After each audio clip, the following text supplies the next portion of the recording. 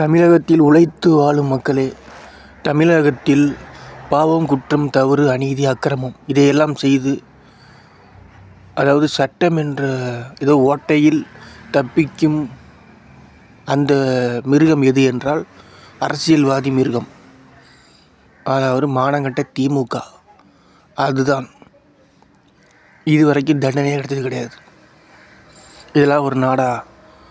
இதெல்லாம் ஒரு காக்கி சட்டையா? இதெல்லாம் ஒரு ஜட்ஜா? எதுக்கு கோர்ட்டு?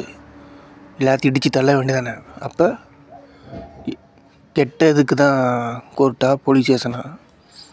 பார்த்தீங்களா? கேவலமான தமிழ்நாடு, கேவலமான தமிழ்நாடு, கேவலமான தமிழ்நாடு உருப்படாமல் தான் போய்கிட்டுருக்குது.